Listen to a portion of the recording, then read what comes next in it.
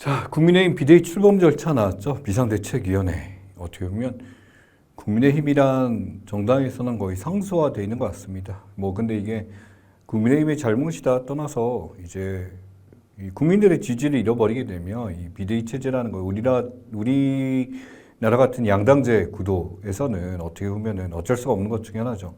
비상입니다. 비상 상황에서 어쩔 수 없이 운영되는 게 비상대책위원장 이게 되고요. 그래서 이렇게 뽑게 되는 게 최고위원 회의하고요. 출범에서 이제 상임정부 전국위원회에서 논의를 거치게 되면 비대위원장 임명을 하게 되고 여기서 비대위가 출범되게 됩니다. 그래서 뽑은 사람이 이제 황우여 참 오랫동안 했었던 사람이죠. 그래서 이제 의원이 이제 뽑히게 됐고요. 이제 원내대표 같은 경우도 이제 따로 이제 뽑게 됐는데 추경호가 뽑게 됐습니다. 그래서 영 원내대표, 당대표가 다르죠. 이 당대표는 정당의 대표고요. 의원단에서 이제 대표가 되는 게 원내대표가 되게 됩니다. 당대표 입장에서 당대표 선거나 인선거 이렇게 되고 임기가 정해져 있어서 이 당대표 마무리되는데 끝까지 당대표를 다 하고 마무리되는 경우가 좀 드물긴 해요. 선거에 대한 패배를 책임지거나 기타 등 이렇게 되기 때문에 그래서 정당 정책 결정이 나게 되는데 이건 실제 국회의원들뿐만 아니라 그 정당 안에 있는 정당의 이제 각 지역위원장이나 모든 것들을 관리하는 게 당대표고요.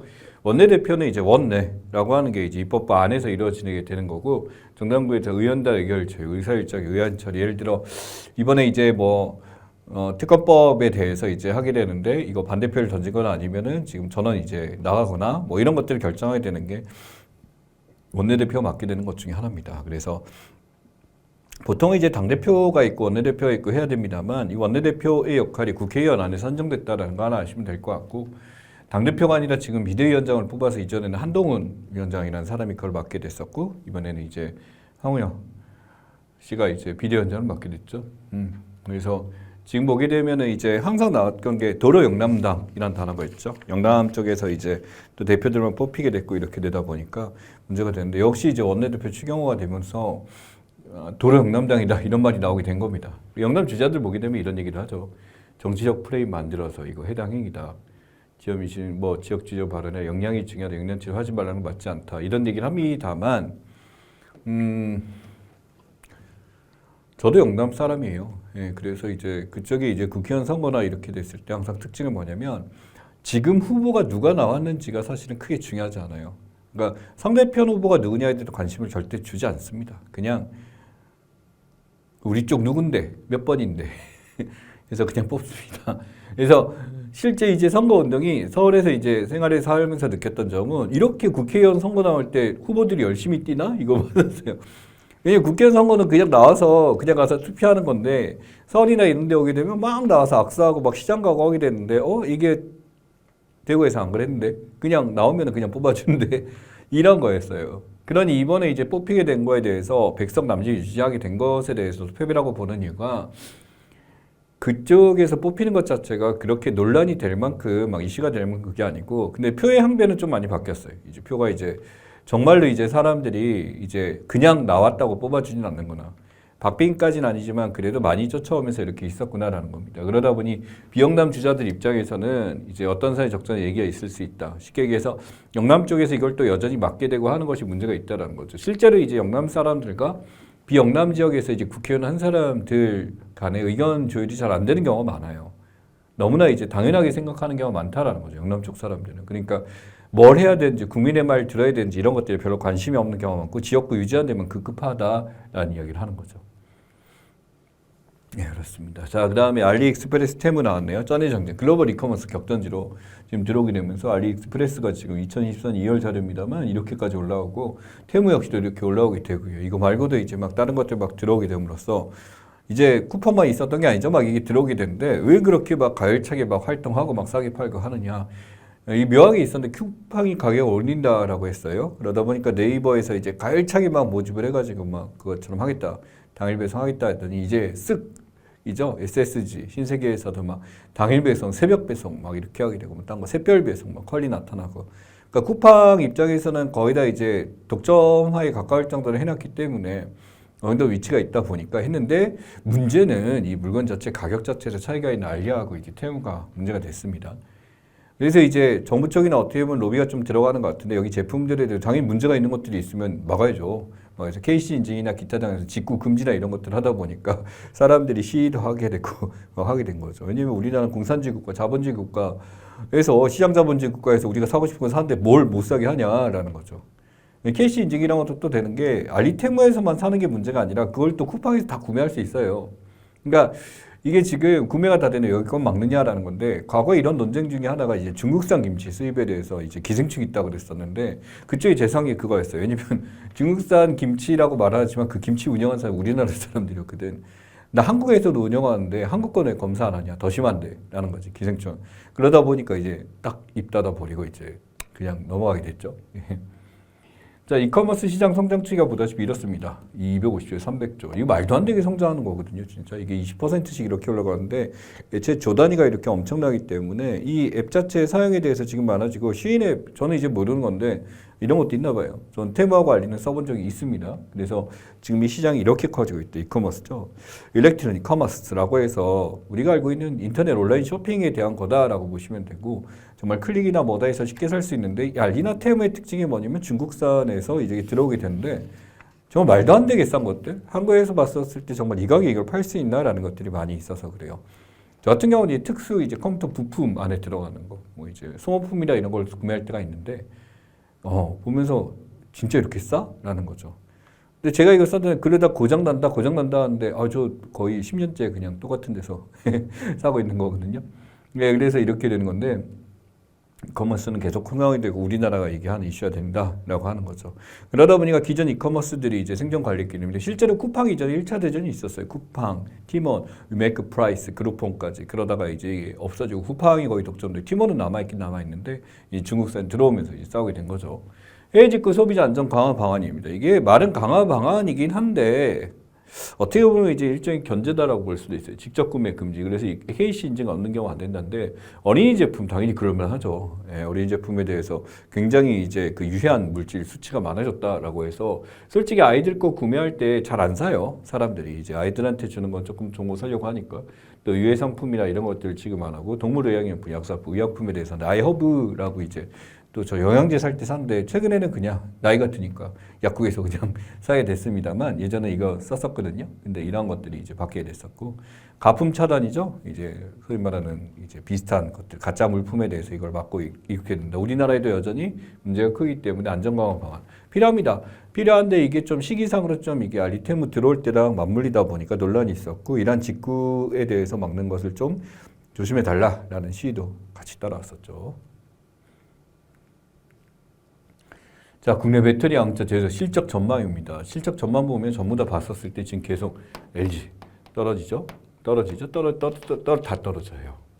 매출이나 영업이익이나 이렇게 됐을 때 여기 보면은 영업이익이 마이너스로 간 게 SK온 같은 경우 이렇게 있고요. 나머지도 마찬가지로 지금 매출이익이나 영업이익이 다 올라간 데는 한 군데 없고 지금 보다시피 LNF는 마이너스 됐고 에코프로비움도 그렇게 올라가다가 다운되게 됐습니다. 가장 중요한 게 K배터리가 세상을 지배할 거다 그러면서 말도 안 되는 이제 가격까지 주가 올라가게 하고 이렇게 됐었는데 생각보다 뚜껑을 열어보니 그렇지 않더라. 근데 이런 건 이런 것 같아요. 전기차 배터리 시장이 될 텐데 이런 전기차에 대한 수요가 계속 이어지게 된다면 아무 문제가 없겠죠. 근데 그렇지 않게 되니까 나타나는 것 중에 하나가 됩니다.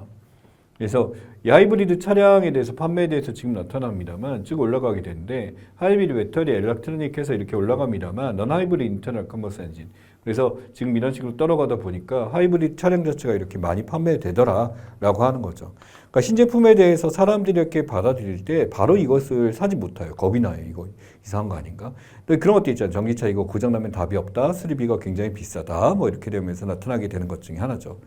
이게 지침 균형생 캐즘이라는 단어로 이제 설명을 하는데 이 캐즘이라는 게 뭐냐면 실제로 어느 정도 침체기를 겪을 수밖에 없다. 처음에 사람들이 줄여서 바로 구매는 못하기 때문에 좀 더 친숙하고 익숙하게 되면 이제 이거에 당연한 거죠. 배민 같은 경우도요. 처음에 바로 사람이 이렇게 쓰지 않아요. 불안하기도 하죠. 이걸 앱 쓰는 게 맞나? 또 이제 인터넷 인터넷 은행 같은 것도 처음 이거 불안하지 않나 하는데 적응되는데 초반에 침체기를 다 겪을 수밖에 없습니다. 그래서 이런 식으로 지금 돼 있고 실제 이제 전기차 시장에 대해서 지금 중국 쪽 같은 경우 이제 인도나 이런 데서 많이 성장하게 됨으로써 자체적 기술 도입하다 보니까 이제 미국 차가 좀 침체를 겪다 보니 똑같이 우리나라 배터리 시장도 좀 다운되는 현상이 나타났죠. 이 캐즘이란 거에 대해서 좀 기억을 해주시면 좋겠고요. 실제로 이제 이것 때문에 SK온이 가장 많이 피해를 봤었죠. 자, LG 에너지 솔루션 하게 되면 지금 보다시피 다 떨어집니다. 여기 보면 아래 AMPC 보조금이죠. 미국에서 이제 미국 쪽에 지원하고 이렇게 되는 거에서 지원을 주겠다라고 했었는데 실제 AMPC 증가에 따른 수익 증가 지금 예측하고 있습니다. 그래서 SKO는 지금 이렇게 떨어졌습니다만 미국 쪽에서 이렇게 지원을 많이 해준다라고 한다면 아무 문제가 없게 되죠. 전기차 보조금 지원에 대한 이야기고 이게 지금 제대로 된다라고 한다면은 당연히 우리 쪽도 이제 가격차가 클 수도 있겠죠. 근데 중요한 건 도널드 트럼프입니다. 트럼프가 되게 되면 외국 산업이라는데 지원이 또 이제 깎아버릴 수도 있기 때문에 만약에 그 사람이 된다라고 한다면 변환이 심해지죠. 그래서 참 이게 정치적인 이런 것까지 다 감안해야 되는 게 이쪽 시장이다라는 겁니다. 자, KF21. 지금 이게 인도네시아와 같이 하겠다라고 해서 처음에 이제 1.7천억 원 납부합이라고 2,272억 원 줬어요. 산시가 현물 납부하기로 했어요. 근데 갑자기 연장 요청한 겁니다. 왜? 못 갚겠다 다. 그러더니 못 갚겠다 해놓고서 이때 뭐가 있어요? 내부자료 유출 시도가 적발된 거예요. 그러니까 이게 돈을 다 내고 거기에 대해서 기술 내면 될 텐데 이거 기술 빼가지고 돈 안 주고 이제 갑자기 계약 없애겠다. 그래서 6천억 원 납부만 하고 기술 이전 덜 받겠다 이런 얘기가 나온 거예요. 왜? 빼돌렸잖아. 뺐으니까 이제 기술에 대해서 안 받아도 되는 거지. 이거를 몰래 뺐으니까. 분담금 삭감 요구에 대해서 지금 하게 되는데 어느 정도 수용을 하겠다라고 했었습니다만 이거 굉장히 나쁜 행위죠. 그러니까 중간에서 같이 일하기로 하고 그 기술을 전수해 준 데서 비용을 받기로 했었는데 갑자기 이런 식으로 이제 사고를 치고서 기술자들이 이제 자율유출을 시도했어요. USB 해가지고 뽑아가려고 하다 보니까 이거 지금 기술 빼돌려놓고 이러는 거 아니냐. 라고 하는 게 나타난 거죠. 그러니 우리가 지금 주겠다고 한 기술에 대해서 기술값이 이런 식으로 되면 문제가 있는데 하는 게 나타나게 된 겁니다. KF21이죠. 그래서 1.7천억 원인데 깎아줬어요. 1.6천억 원으로 이제 감액을 해준 상태라고 지금 나와 있죠. 근데 이걸 더 깎아달라고 하는 거예요. 못 깎겠다 6천억. 지금 이렇게 된 거고요. 공동부담 청산협회 한국이 6조 지금 투자해서 이렇게 된 믿습니다만 약속이 납부되면 이게 되다 보니까 실제로 비용 자체가 될 텐데 이게 지금 안 되는 겁니다. 그래서 계약 조건이 10가지 국내 시제기 한대 기술자료 이전 전투기 48대 인도네 현지 생산해서 현물로 갚겠다 만든 것들에 대해서. 근데 이게 지금 뭐냐면 1조 연체 중인데 1조 연체 중인 상황에서 바로 기술 먹튀가 있었다. 기술에 대해서 가져가서 이렇게 됐었고 개발 과정이나 이런 것들 갖고 USB 빼돌리다가 걸려가지고 이렇게 됐거든요. 근데 실제로 이제 가져간 게 아닐까라고 생각합니다. 그래서 검색대에서 이제 가져간 게 이제 걸렸었고 이게 문제가 되다 보니까 조사를 한다라고 했었는데 이게 지금 뭐 이런 저축 자료가 없었다 이렇게 조사가 나온다라고 하지만 좀 지켜봐야 될 문제죠. 그러다 보니까 이 KF21 보람에 굉장히 신기술이기도 하고 엄청난 것이기 때문에 이게 지금 상용화 된다라고 한다면 나름대로 엄청난 이제 것이 됩니다만 실제 전력이나 이런 데를 굉장히 성장할 수 있는 건데 이게 문제가 되다 보니까 어떻게 보면 굉장히 야비한 짓을 했다. 인도네시아가 이렇게 판단이 됩니다. 자, 그 다음에 시진핑 중국까지 유럽 방문, 프랑스 갔다가, 프랑스 이제 투르말레 아래쪽에 정상오찬 갔고, 세르비아 갔다가, 헝가리 갔다가. 예, 지금 많이 다니죠? 많이 다니긴 유럽 이렇게 다니는 이유가 뭐냐면 일종의 대중국 단일 대우. 그래서 중국과의 손을 잡고 하게 되는데 프랑스 같은 경우는 좀 독특하죠. 예, 뭐 이쪽 저쪽에서 양쪽에 다 하고 우리는 자유주의다 뭐다 하면서 서로 친한 걸 보여주기 위해서 막 사진도 감성적으로 찍어갖고 중국과 프랑스 관계가 이렇게 친숙해요 라고 보여주면서 막 올려주고 있습니다.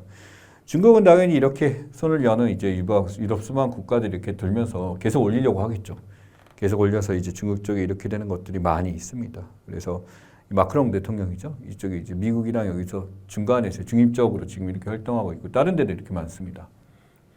그래서 문제가 된 게 이제 풍력고정 가격 계약 입찰 현황 나와 있어요. 여기서 지금 뭐냐 했더니 참여업체는 낙원해상 풍력 이렇게 있는데 이게 우리나라 같은 경우 풍력 터빈에 대해서 중국산에 대해서 이 업체들이 실제로 이렇게 낙원해상 풍력이 좀 익숙하지 않죠. 중국계입니다.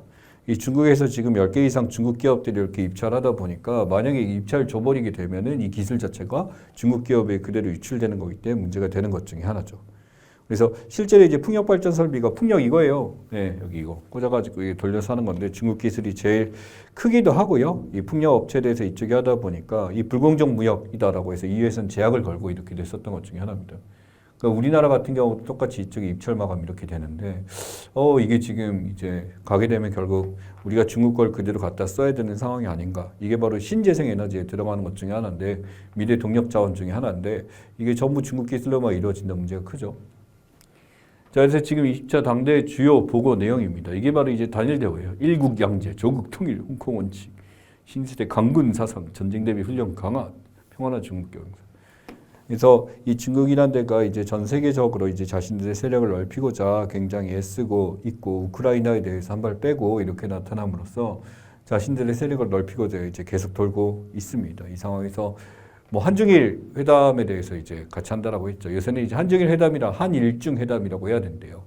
한중일이 아닌 한일중. 일본이 더 가까우니까 이게 떨어진 것 중에 하나라고 하는데 한일중 회담에 대해서 결과 어떻게 나올지 지켜봐야 할 것 같습니다. 시진핑은 안 와요. 예. 자, 그 다음에 코코아 가격인데 코코아라는 게 예전에는 피의 열매 이렇게 부를 정도로 이제 굉장히 문제가 있었던 것 중에 하나입니다만 지금은 이제 아프리카는 많이 바뀌었죠. 근데 그 가격이 이게 지금 그래프 상승이요. 이게 지금 보이시나요? 이게 톤당 달러가 이렇게 말도 안 되게 비싸진 것 중에 하나입니다. 이 푸드 슈링크플레이션이라고 부르죠. 급격하게 이제 가격이 폭등하기도 하고 기후 변화가 심해지니까 나타나는 것 중에 하나다라는 거예요. 그러다 보니까 이제 뭐가 있냐면 이제 만들 때 코코아 생산할 때 코코 함량을 줄이는 거야. 가짜 초콜릿이라고 하죠. 비타 초코 이렇게 넣어서 하게 되거나 갑자기 전에 1000ml였는데 900ml 막 950ml 막 이렇게 바꾸고 줄이게 되는 거. 이게 바로 슈링크플레이션이라고 합니다. 풀무원 전부학도가 이게 주는 걸 바로 샀어요. 세일한다고 해서. 갑자기 4개 들어있고 막 이렇게 김치만두 7월달 이렇게 450, 330 엄청 줄었잖아요. 이게. 그냥 이제 하리보 믹스샤워도 80g. 덩어리 한 번씩 4.5g. 그래서 5g에 4.5g이라서 세일한 줄 알았더니 양이 줄어서 이렇게 된 거예요. 그러니까 슈링크플레이션 같은 경우는 실제 이제 상대적으로 이게 주는 양에 비해서 가격 상승이 이렇게 있다라는 거죠. 가격이 동결된 것처럼 보이지만 실제로 양이 줄어들었기 때문에 우리가 먹는 양은 적어지게 되는 효과를 주게 됩니다. 이게 슈링크플레이션이고 당연히 국가에서 제재 가해야죠. 제재 가해서 이런 식으로 이제 양 줄었는데 양 주는 거 정확하게 표현 안 하게 되면 문제 줄 거다라고 하면서 이제 제약을 걸기로 했습니다. 그래서 지금 문제를 주고 있고 한국소비자원에서 지금 주로해서 신고해요. 용량별로 사실 통보 딱 하게 되면 이쪽에서 판매상 용량 일괄 제출 해가지고 용량 변경에 대해서 얼마 줄었다 정확하게 써라 라고 하는 거지. 속이는 거니까 우리는 이제 익숙하게 전에처럼 그렇게 먹었었는데 용량이 줄었으면 줄었다고 정확하게 표현해야 되는 거지. 이게 소비자 우롱이다라는 거지. 그러니까 어렸을 때 먹었던 아이스크림이랑 지금 먹은 아이스크림은 정말 크기가 달라요. 몸이 커진 게 아니에요. 정말 작아졌어요. 이렇게 작았나? 라고 하는 것 중에 하나고 이게 예를 들어 초콜릿 같은 경우도 사이즈가 이제 굉장히 작아지게 된 것 중에 이제 그 애들 좋아하는 거 있는데 뭐지 킨더 초콜릿 해가지고 동그라미 이렇게 있었는데 컸거든요. 이것도 작아졌어요. 슈링크플레이션 여기에 대해서 외국 같은 데서 이게 굉장히 민감하게 이거 반응을 하는데요. 우리나라는 이게 감이 좀 없어. 왜냐면 초반에 뭐예요? 1+1을 해요. 이 사람들이 1+1, 2+1 이렇게 되다 보니까 하게 됐고 근데 가격 올랐거든 또는 양이 줄었거든. 그러니까 여기에 대해서 명확하게 얘기를 해주는 게 필요하다라고 하는 거죠. 슈링크플레이션이고요. 자, 네, 감정노동자 전등에 대한 사업장 현행 매뉴얼들 나왔어요. 폭언 전화에 대해서 이제 더 이상 응대하지 않겠다라는 건데 여기 보면 이제 폭언 자제 요청 그러시면 안 됩니다. 더 상담 종료할 겁니다. 예, 나스 한다. 그 원 스트라이크 아웃제가 필요하다라는 거죠. 거기 이렇게 된 경우. 또 지속적인 3회 요청한 후 여기도 응대 종료 기능 가능하다. 그래서 여기다 보안 증언 공유하고 안 된다라고 하는 거. 근데 이게 지금 뭐하다라는 거예요. 폭력이 발생하는데 폭행이 나타난 거죠. 언어적 폭력도 물리적 폭력이에요.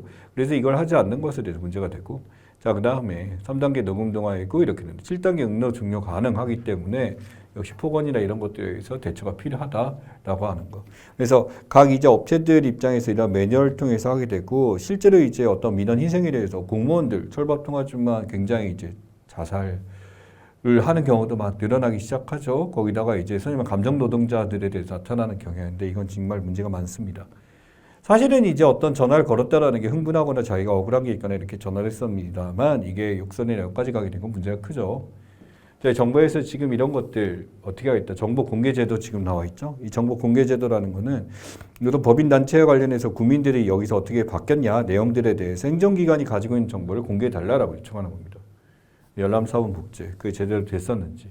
당연히 국가가 운영하는 거에 대해서 대비가 아닌 것들에 대해서는 국민과 관련된 내용에서 볼 수 있도록 하는 것이 여기에 당연히 해당하는 거죠. 그래서 보여달라라고 하는 겁니다. 청구받은 이내로 10일 이내에서 그 상황 따라 이제 연장 가능합니다. 원칙적으로 10일 이내 이것을 보여주는 정보 공개 제도에 해당하게 됩니다. 그래서 이런 경우가 정보 공개 청구라고 하게 되는데 실제로 이제 악의적으로 이렇게 되는 경우 많이 있고요. 그래서 온라인에 대해서 이제 업무 방해나 이런 것들 요청해서 하는 경우는 이것도 조정할 필요가 있다라고 얘기를 하고 있죠. 자, 서울시 공무원의 경우 악성 민원입니다. 계속 불평하는 경우. 불가능한 민원 해달라는 경우. 불쾌감 들어있는 무언의 행동 같은 거 막 기사 앞에서 보여주거나 잘못이 전부 공무원에 있다. 맹목적비나 나이도 어린 게 하면서 막 이렇게 욕설하거나 이렇게 되는 거. 물리적 폭행도 있죠. 지금 보다시피 이런 식으로 서울시를 겪는다라고 한다면 이게 서울뿐만이 아니라 모든 데서 이제 겪는 것 중에 하나고요. 결국 이게 통화 내용 전체는 이 전담 대응팀 같은 것들이 필요하다라는 건데 어떻게 보면 이게 국민의 민도를 결정하는 것이 아닌가 싶기도 하고요.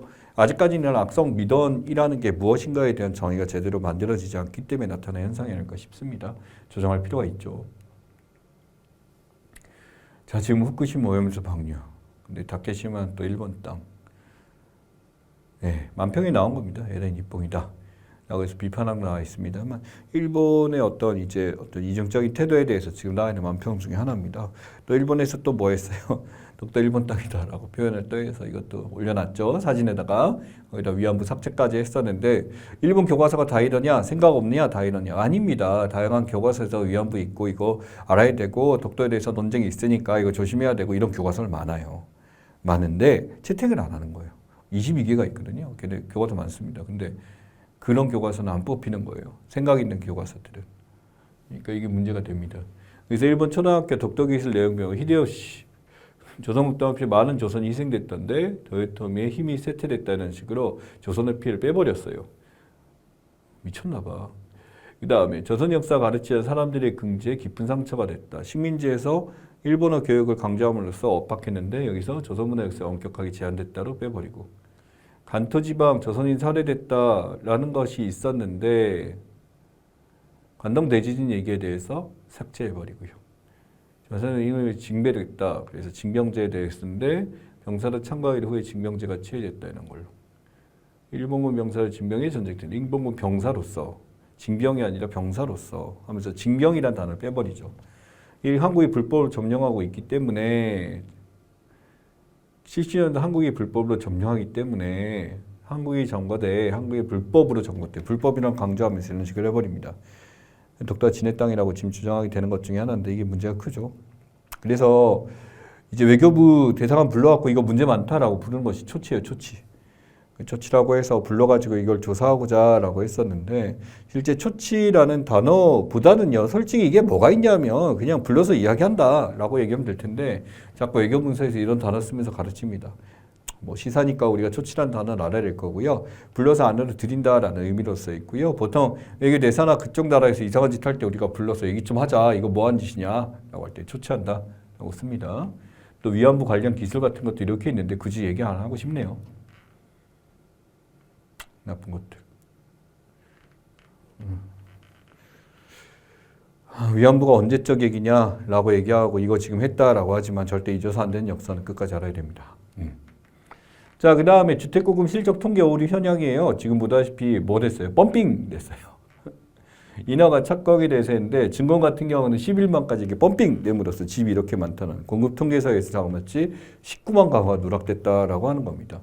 그러다 보니까 이게 통계청 우리가 유일하게 믿을 수 있는 자료다라고 얘기할 수 있는 게 처음부터 오류가 나버리니까 이 주택 공급이 이렇게 됐다라고 하게 됨으로써 마치 집이 많은 것처럼 정책도 여기 따라 만들어지겠죠. 이게 지금 주택 공급 통계 정보 시스템 국가 자료인데 이게 많다라고 이렇게 얘기함으로써 우리가 신뢰할 수밖에 없는 건데 이게 지금 이게 누락됨으로써 이게 나타난 문제가 생기게 됩니다.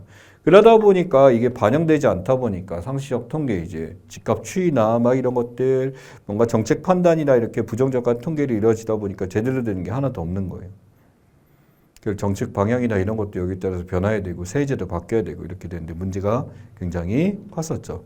그래서 이걸 이제 담당한 데가 주택공급 통계 정보 시스템이거든요. 업그레이드 버그 발생해서 그렇다. 근데 이건 뭐예요? 누락이야, 누락. 버그는 이제 기술적 측면이라고 하는데 이 누락이라는 것은 인재잖아요. 사람들이 여기에 대해서 제대로 보지 않고 나타나다 보니까 결국 부동산 정책이나 이런 것도 잘못된 통계를 기반으로 만들어졌었기 때문에 그 통계 정책이나 이게 합의를 통해서 만들어진 거 다시 한번 재수정을 가할 수밖에 없게 되는 게 나타나게 된 거지.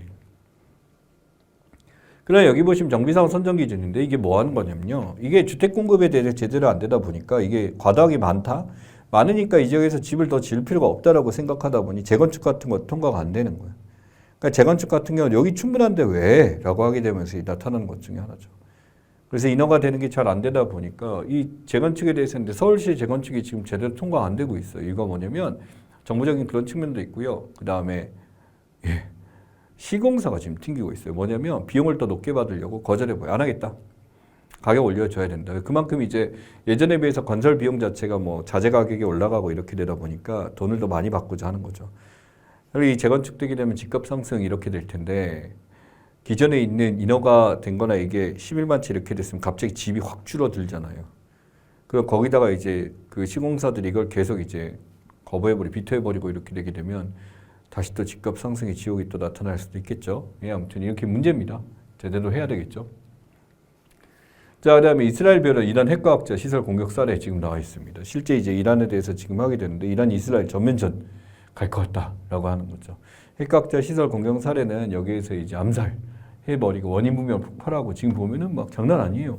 폭발로 사망, 충격으로 사망, 충격으로 사망, 원심무리기 파손하게 됨으로써 이란적인 핵 관련 여기에 대해서 계속적으로 테러를 가다 보니까 이게 문제가 됐던 것 중에 하나죠.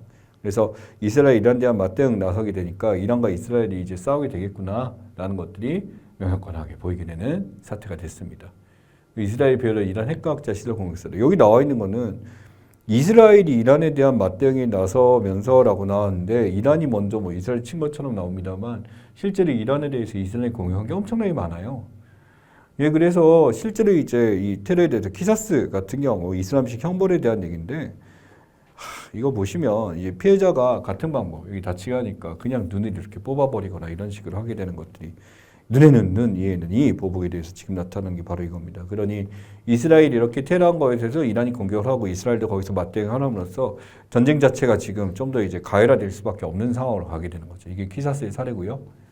이스라엘 하마스 하면서 국제역학관이 지금 바뀌고 있어요. 미국, 이스라엘 같은 편인데 여기에 대해서 지금 대대적인 이제 미국에 있는 많은 대학생들이 여기서 반발하고 있죠.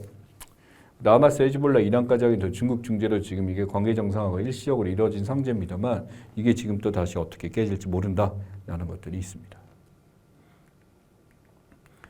자, 다음 글 주제를 강용 저거는 풀라는 거 아닙니다. 이게 바로 그 유명한 문제인데 수능에 나왔는데요.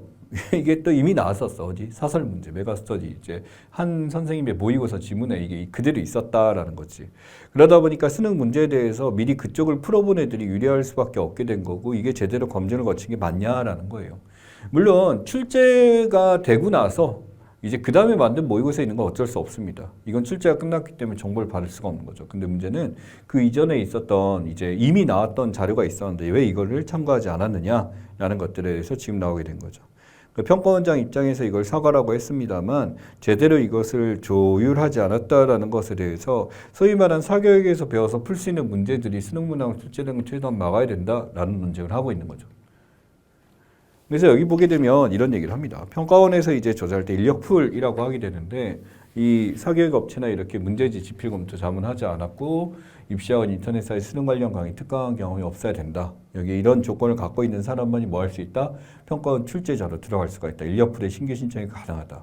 이분들이 문제를 다 내는 게 아니고요. 문제에 대해서 검토위원으로 들어갑니다. 검토위원 들어가서 처음에 하게 되고 문제 출제는 보통 대학교 이제 그 사무대 교수님들이 가서 보통 많이 하거든요. 그리고 이 기존 교사들 중에 박사학위가 있거나 이렇게 돼서 이제 하는 경우도 있는데 학교 선생님들 가능하죠. 그래서 이렇게 가는 게 인력풀입니다. 자, 그래서 여기 보시면 아까 그 문제예요. 그 문제가 있었는데 여기 처음에 보게 되면 원출제 고급 교사가 이렇게 있었어. 문항 출제를 했었어. 거기 교원이 있었는데 유명 강사가 이거 보고서 이제 모의고사를 만들어냈어. 9월에. 문제는 여기서 이제 연계교재 이게 들어가게 됨으로써 교수가 이걸 문제를 내버리게 된 거지. 그러다 보니까 이 문제가 그대로 출제했었던 문제에 있었다 보니까 이게 문제가 됩니다. 그러니 그 전에 이게 사교육에서 이런 지문을 냈었는지 안 냈었는지 확인을 다 해야 되는데 그걸 하지 않다 보니까 유리하다라고 판단한 거죠. 솔직히 그렇게 유리하진 않아요. 이 지문을 미리 읽었다라고 해서 이걸 다 기억할 리는 없기 때문에. 근데 사실은 이런 걸 최대한 조심해서 해야지 공정성이란 문제에 대해서 조심해야 되겠죠. 이겁니다. 우리나라만큼 이렇게 대입제도에 대해서 민감한 데가 없잖아요. 그죠? 자, 중앙선관위 간부전 선관위 경력 채용 사례가 이렇게 많습니다. 그래서 선관위 관련 사례에 대해서 지금 찾아보면 이렇게 됐고 이것뿐만 아니라 이제 이후에도 여전히 이제 채용 비리가 많이 있게 되는 게 이쪽의 특징이죠. 선관위라는 건 정말 공정한 선거리에서 선거 공영제 선관위 2개 가지고 이거 굉장히 중요하게 하는 것 중에 하나인데 문제는 이제 선관위 관련해서 들어간 사람들이 자신들의 자질을 임시 채용하게 됨으로써 그 기회를 주게 되는 것. 소위 말하는 진짜 꿈의 사다리죠. 그래서 인턴 들어가서 이렇게 되는 것들이 나와 있습니다. 사실은 이 국민투표 관리가 이 선관위를 통해서 이루어지게 됩니다. 그래서 선관위에 대해서 지금 이 과정에 있는 모든 것들을 관리하게 되고 이제 국민투표를 관리하는 모든 주체가 이제 선관위고 당이 너무나 중요하기 때문에 입법부, 행정부, 사법부에 3명씩 뽑아서 9명이 이제 들어가게 되는 게 핵심이죠. 그리고 정치력 중립시키고 해야 되는데 문제는 이 안에서 어떤 이 연고주의나 정실주의가 이제 이루어진다라는 게 논란이 됐었고 이건 이전부터 계속 있었다라는 거죠. 선관위도 감사를 받고 해야 된다라는 것고 조심해야 되는 것 중에 하나인데 실제로 이제 관련이 있었던 이전에 선관위 이제 27명이니까 전체 다죠. 예, 3번의 선관위가 있었던 거 전부 다 조사를 받도록 하고 있습니다. 그러다 보니 실제로 이제 채용기에 일반 응시자가 이제 기회를 얻어봤으니 공정성 훼손했다라고 이제 표현하게 되는 거죠. 채용 주요 사례가 이렇습니다. 사무총장 사례에 대해서 뭐 안전하게 이렇게 됐고 6명의 점수를 기했는데 B를 선발했어요. 이미 선관위로 가겠다 알고 있었던 거지. 걔들이 면접해봤자 이미 정해진 거니까 이렇게 되고요. 내부위원으로 구성이 시험위원이래. 그러니까 채용 공고 없이 그냥 뽑아버린 거죠.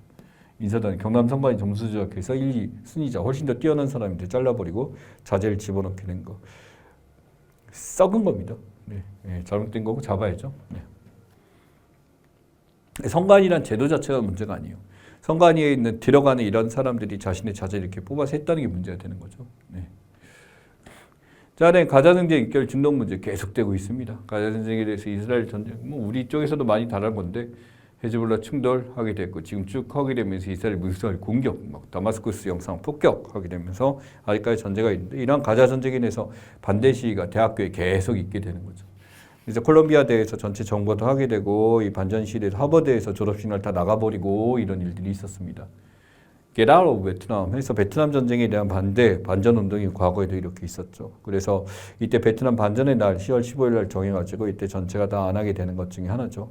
이 반전 시위에서 시카고 대학생들 막 무차별하게 진압한다라는 이런 일이 있었습니다만 미국이란 나라가 이런 반전에 대해서 굉장히 민감했던 나라기도 하고 이번 가자 전쟁에 대해서도 대학교 캠퍼스를 중심으로 미국의 아이비리그 명문 대학생들이 여기에 반대하는 사례 굉장히 많이 있게 되죠. 또 파리, 프랑스에서 똑같이 하게 되고 여기 보면 파리, 프랑스에서 지금 있게 되는 반전에 대해서 가자 전쟁에 반대하는 사례도 역시 있게 됩니다. 그래서 이스라엘에 대해서 이제 옹호하고 있고 소위 말하는 미국에 대해서 이제 지금 바이든도 이제 미묘한 태도를 취하다 보니까 이란 이제 반유대주의 개념이 아니에요. 전쟁 자체에 대해서 반대하는 사람들이 이렇게 나서고 있는 것 중에 하나입니다. 역시 우리나라에도 일정 이제 움직임이 있다라고 하더라고요. 자, 우주항공청 꿈의 직장이라고 합니다. 월급 엄청나고요. 그래서 지금 이렇게 우주항공청이 출범하게 됐는데 지원자 굉장히 많았어요. 그러니까 주거, 고통, 이주지원금 기타인데 서울이 아니라서 그래요. 사천터미널 이제 노선에서 이거 만들어 주겠다 그러고 이제 남쪽에 있는데 나름대로 월급이나 이게 있다 보니까 이제 어느 정도 인정된 거지. 근데 이것도 부족하다라는 말도 있어요. 더해줘야 된다라고 하는데 우주 사업에 대해서 이제 계속 전 세계가 나아가고 있는 입장에서 우리도 이걸 올리고자 우주항공청에서 관리되고 있습니다. 한빛TLB입니다. 이제 소행차 한빛 나노라에서 하이브리드로 지금 해가지고 나와 있었고 처음에 이제 날아갈 때 처음 연료 뚫고 나가고 떨어뜨리면 남은 연료에서 제일 끝에 남는 저게 이제 나머지 로켓이 되는 거죠. 그래서 실제 하이브리드 들어가게 됨으로써 나름대로 이제 점점씩 우리나라도 세계에 대해서 어떤 시험 발사체 성공에 이르게 됨으로써 이제 크게 되고 있습니다. 이런 것들이 위성으로서 작동하게 되고요. 또 민간 주도로서 이런 것들이 만들어지게 된다면 나름대로 엄청나게 성장이 되겠죠. 이것을 뉴스페이스 시대라고 부릅니다. 여기 보면 이제 민간까지 들어가기 때문에 사업적 목표에 대해서 하게 되고 저병, 민간에서 들어가게 된다. 당연히 이렇게 되게 되고 스페이스X, 플래니터리 네서스. 그래서 지금 나사에서만 하는 것이 아니라 미국에서는 뭐 테슬라, 이제 일론 머스크도 이제 나서고 아마존, 제프 베이조스도 이제 우주선을 띄우고 했었죠. 이런 것들이 뉴스페이스의 사례. 이제 우주를 민간 기업도 갈 수 있다라는 사례입니다. 비가 이렇게 왔어요. 근데 어디냐면 두바이입니다. 두바이. 우리가 알고 있는 사막지대인데 이게 홍수에 갇혀서 사막이 이렇게 됐었다라고 하는 거죠. 근데 그 이유를 봤더니 바로 인공강우예요.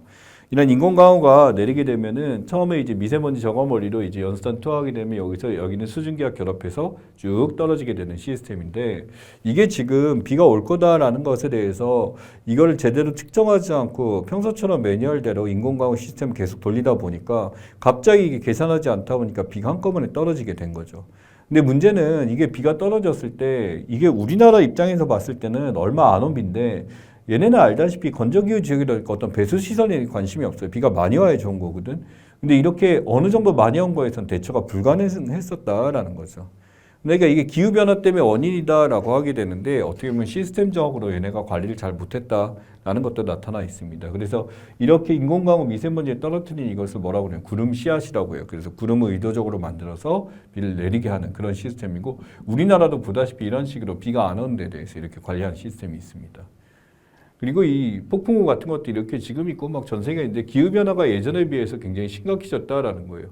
근데 지금 보면 두바이 지역하고 이쪽 지역 보시게 되면 굉장히 지금 뭐가 있냐면 습한, 평소보다 훨씬 더 습한 이런 것들이 있는데 이 폭풍우가 온데도 불구하고 구름 씨앗까지 뿌리다 보니까 비가 이렇게 떨어지게 된 이유기도 하죠. 자, 기술 유출 처벌수 양형 기준 상향 추진 나왔습니다. 이 기술 유출에 대해서 하고 그것보다 스토킹, 마약 범죄까지 같이 한다라고 했었죠.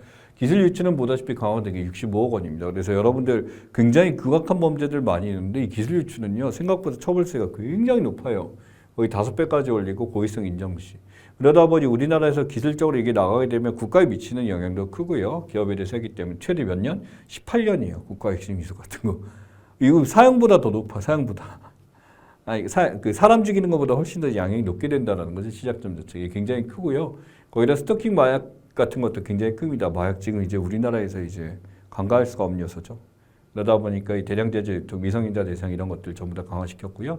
스토킹 범죄나 지금 여기 보다시피 최대 5년, 최대 3년까지. 그래서 스토킹이라는 것에 대해서 또 생각해 이렇게 무엇이 스토킹인가라는 것도 기억을 하셔야 될 텐데 일반 스토킹이란 거에 대해서 스토킹의 단계에 대해서 지금 얘기를 해야 될 것 같고 여기서 남녀 상관없이 이런 스토킹에 대해서 위험하게 받아들여야 되죠. 얘도 남자가 여성 스토킹하면 이게 범죄를 된다라고 하는데 여자가 남자 스토킹에 당연히 범죄를 쓰는 거기 때문에 이거는 누가 했다라는 걸로 이제 성별상으로 구분하지 말고 누구나 다 강화시켜야 된다라는 걸로 지금 나와 있습니다. 이거 말고도 사기나 보이스피싱, 동물학대 같은 것도 지금 계속 나오죠. 그래서 스토킹 행위라는 경우는 상대의 의사에 반하는 정당한 이유 없이 그냥 하는 거, 접근 진로 앞에 막는 거. 예를 들어 제가 아이한테 장난치고 못 가게 하면 스토킹이에요. 그러니까 안 되고요. 부근에서 기다리니 지켜보는 행위도 해야 돼요. 그러니까 이런 것들이 있고 우편전화 이거 아셔야죠. 글그림 영상 이제 DM 보낸다라고 하는데 이런 것도 여기에 들어가게 됩니다. 경찰에서 이거 지금 하게 되고 보호실을 인도해서 벌금 주고 이렇게 되고 계속적으로 반복되면 맞게 되겠다라고 하는데 이건 당연히 필요하죠.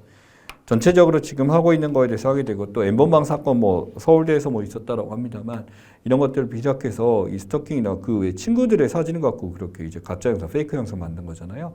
이런 것도 이제 스토킹 처벌법에 들어갈 수 있는 요소이기 때문에 이런 것도 처벌 다 해야 되겠죠. 그래서 지금까지 30개 이제 살펴봤습니다만 이 주제들에 대해서 여러분들 기억해야 될 것들 따로 빼서 이제 자료를 봤었으니까 한 번씩 정리해서 보시고요. 이제 우리 문제 확인해 보도록 합시다.